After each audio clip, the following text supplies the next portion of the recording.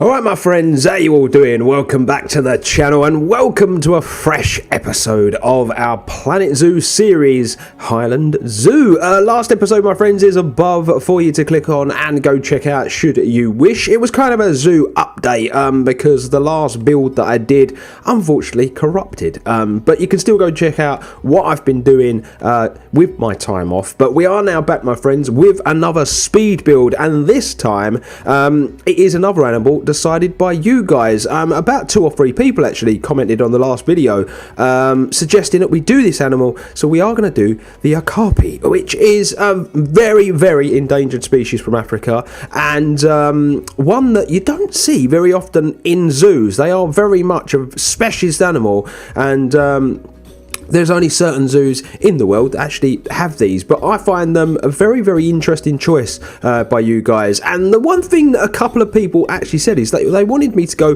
with a bit more of a low-key, habitat. So I've kind of done my best attempt at that, I guess. There's still a fair amount of detailing, but just not gone as crazy as I usually would. The one thing I'm going to say is that when we get to the live section, you're going to see there are a few minor changes that have been made from what you see in the speed build. The paddock at the back, for one, was far too large in my opinion after I took a look at it, so we make that a little bit smaller, and there's a few other little changes, but obviously I will bring them to your attention when we get to the live section of today's video my friends. So yeah, this is a really interesting animal to bring into the zoo. It is in keeping with the African sort of area that we've got going on that's become very popular with you guys, with the build. Obviously we did the pygmy hippo, we've got the gorilla, and then these guys were suggested by you, and I just thought, you know what, why the hell not, let's crack on, let's get another animal in the zoo. And a relatively easy build, a painless build, it has to be said. I kind of knew exactly what I wanted,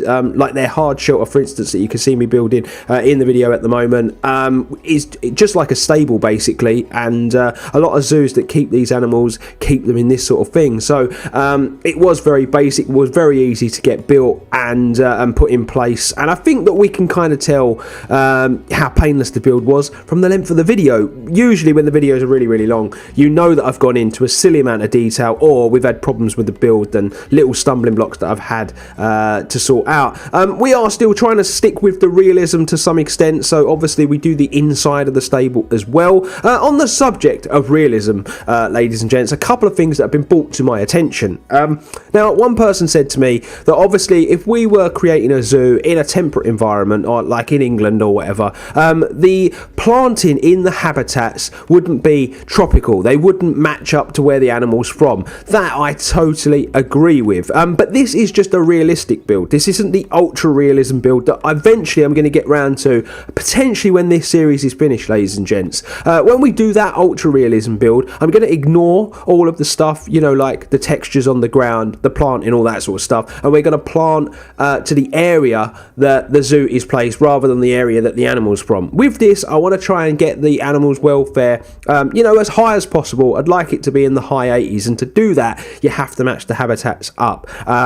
Obviously, there's some tropical plants that do take to temperate environments, like England and stuff, but I understand that a few of you I found that a little weird that we are decorating the habitats, the way that the animals need them, rather than to the way that the country that we're based in would be. But obviously, this is just a realistic build, and by realistic I mean more, the behind the scenes stuff, how that all works, how the habitats look, and basically this is essentially sort of the prototype for when we go on and do the ultra realism build later down the line. I understand that you guys are only letting me know your points of views and giving me your opinion, and I totally respect them, and I just hope that answers the questions and queries that you've been putting my way.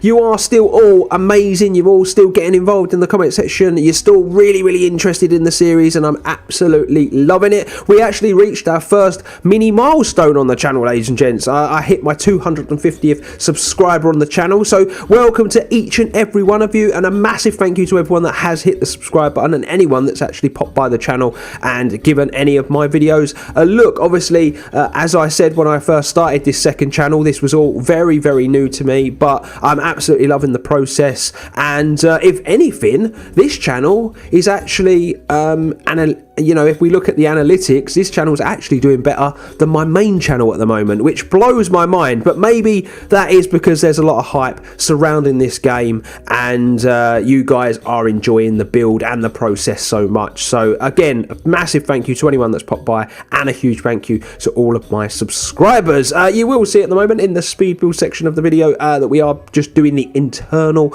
of the building. I did a custom made roof on this one. It's the first custom roof that we've done. I just didn't like any of the textures on the roof pieces that we've been given. Sometimes you just have to change it up.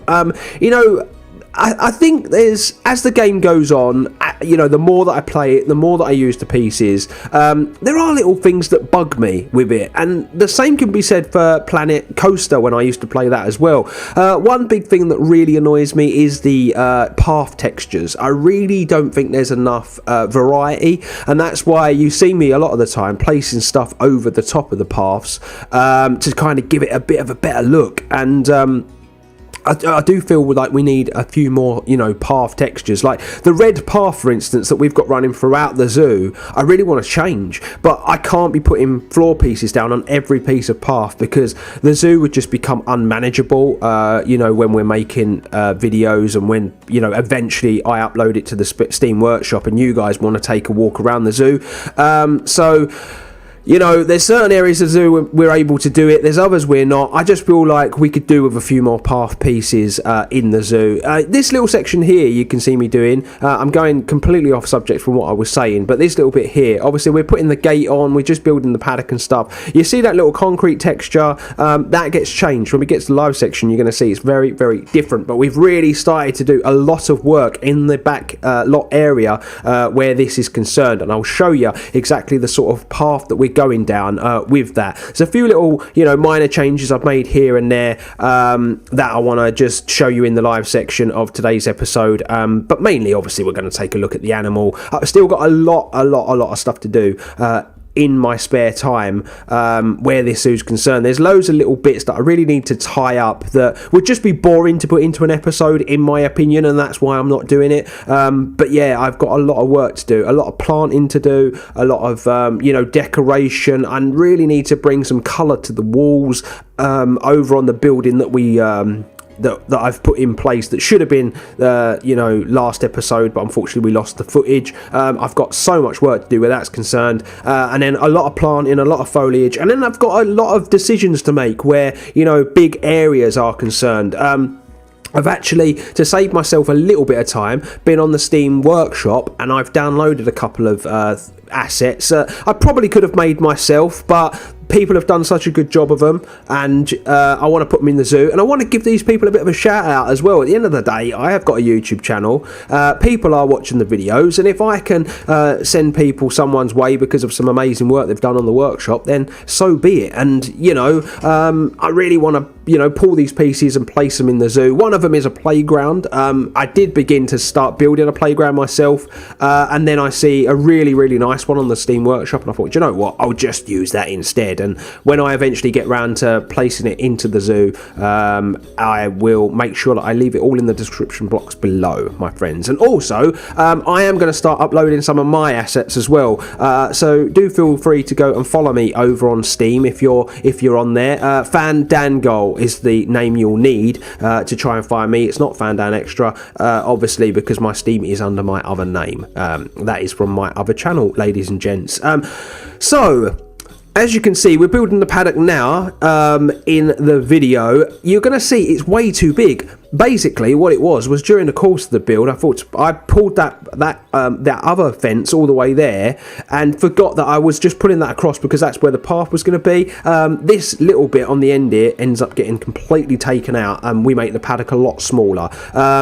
This is going to be a very sort of unique habitat and enclosure, I think, because there's going to only be one way to view the animals eventually, and it's this bit that we're building now. The reason for that is I was doing a little reading on the Okapi, and they're very, very shy animals, and it's one of the reasons why a lot of zoos don't tend to have them. They're not really a popular choice because they will just hide in the undergrowth or in their, hard shelters and stuff.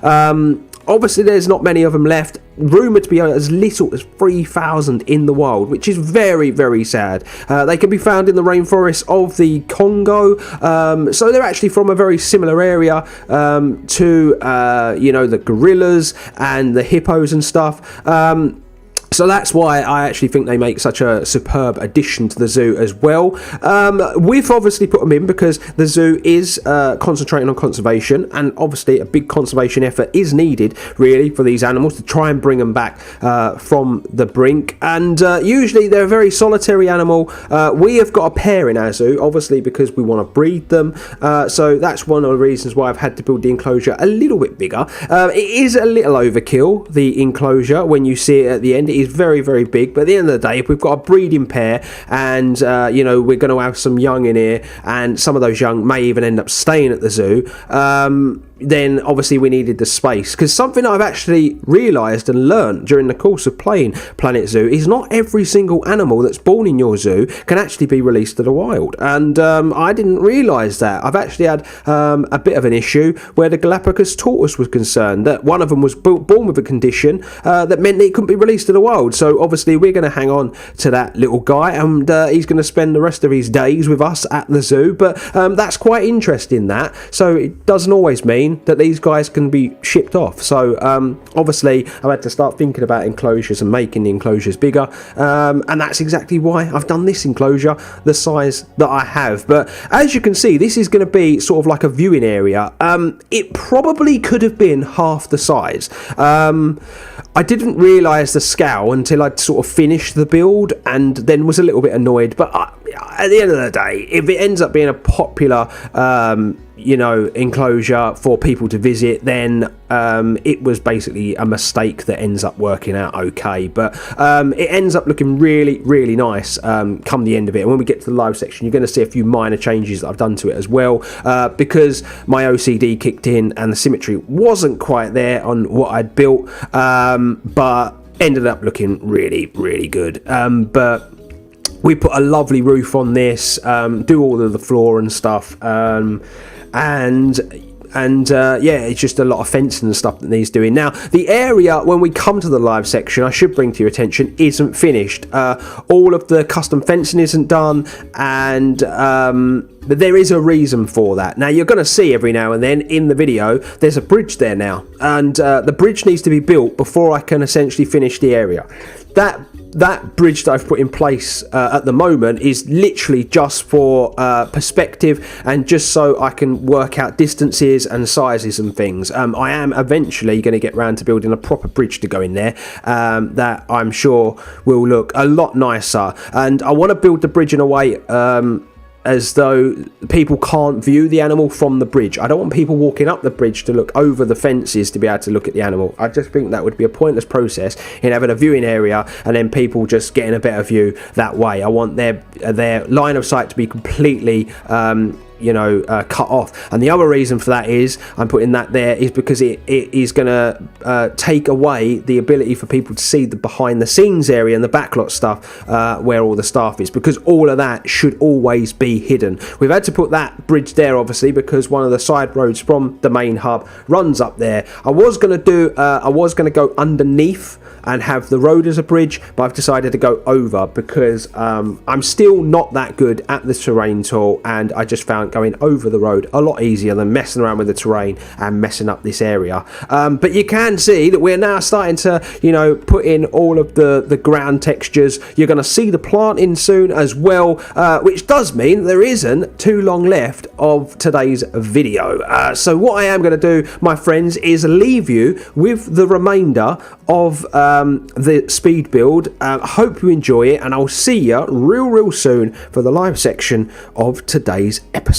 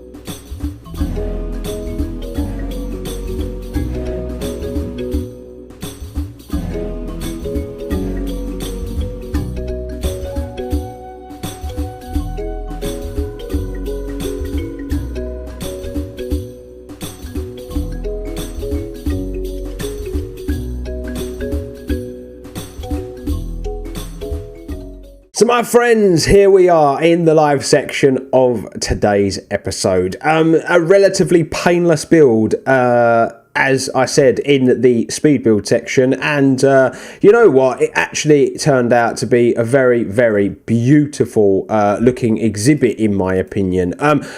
I've still got work to do on the exhibit, as you can see. I'm actually just going to pause this because I've got a lot of stuff popping off at the moment, a lot of problems. I need to put in a new staff room. It is a real issue in this section. This area is so busy, and we've only got one little staff room down there, so I need to put in a new one. So this is what I was saying about how the series would evolve. This is one of those things that is definitely going to do that. But anyway, let's talk about the build that we've done. As I say, very beautiful looking, enclosure and habitat. Eventually, these fences are going to be changed. So this fence is going to be changed to here. I've started using textures to kind of tell myself where. So we're going to about there. It's going to be changed all the way around there. I didn't have an idea of what to do. I want it to be very sort of African themed. So I need to just go away and try and build some sort of fence, and we'll continue that all the way around there. And I want to do it so that the guests can't see through the fence. And that way, the guests will be forced in to our little viewing area. And then that's the only way they will be able to see the animal. And I want to do that because obviously they are notoriously shy, these animals. And I don't want them to feel like there's loads of different areas that people can look at them from. I've started this off, a little information board. We're going to take this fence all the way up because obviously secondary fences are massively important. This is obviously backlot, this path here. So essentially from the main hub, the staff would just cross over, they walk all the way up, and it takes them into this backlot area, which actually is a very sort of interesting area in itself. So you'll see this is the paddock now. We've made it a lot smaller. We've freed up this space, and this is probably where I'm going to put a building, and I might put a little staff room and potentially like a little sort of mechanics area, and just put some bits and bobs in there. And then, as I said, this has all been changed. This is the sort of way we're going with this now, and I'll probably continue that all along here as well. And then this side, we're not going to do that. I'm going to do a little area here, which will be like parking for trailers, so like obviously bigger trucks that need to come in, but we're going to fence all this off. And then here is probably where I'm going to put the playground, because it kind of fits in with this lovely sort of visitor centre. I just think it's a nice little spot. I was going to do it up here, but that would be a parent's worst nightmare, a playground being on the way out of the zoo. They'd never be able to get their kids out, would they? So yeah, that's probably what we're going to do, ladies and gents. But a really, really cool looking exhibit, and I actually think they're a fantastic looking animal as well.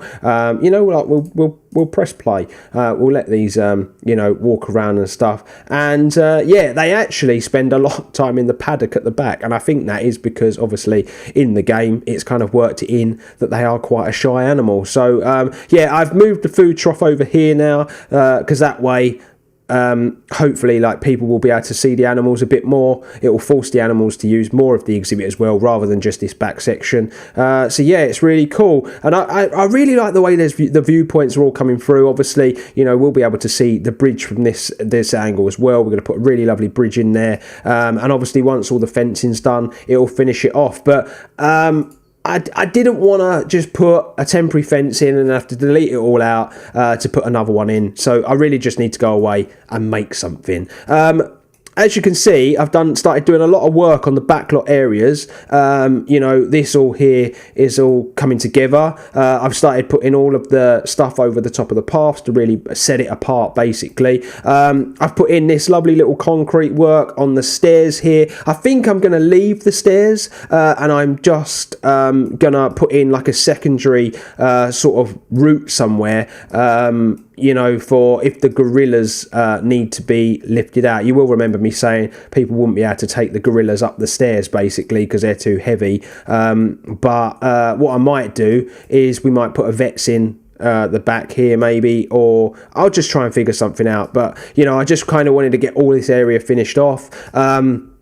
I've started doing the planting over here on the building. I've made a few minor changes, started doing a bit of the detailing. Still need to do all the inside, and I still need to finish off all the planting here. It's going to be a long old process. I need to find some time to be able to do it. But yeah, that's basically all that's been going on, ladies and gents. It's all that boring stuff. But we have a brand new exhibit, which is really exciting. It's really fun. Let's come inside. You will see this is all different now. I've reworked the wall around it, and I've made all of these symmetrical as well, because they were bugging me from the build. But yeah, let's just take a look. From here, obviously we need the mechanic to come and sort this glass out. But yeah, I just think you get some really good views from inside here, and it's pretty much 360 as well, so it's quite an exciting and different thing. But we're done and dusted, ladies and gents. There's not much else I need to say. One thing I do want to say, though, is can you leave in the comment section below your suggestions for a new animal? A few people have said that maybe we should think about another big animal, one of the sort of top tier animals. We've got the gorillas. Now they think we maybe need something else. And someone suggested a big cat. But if you think we need something else, feel free to let me know in the comment section below, and I'll do my best to build it.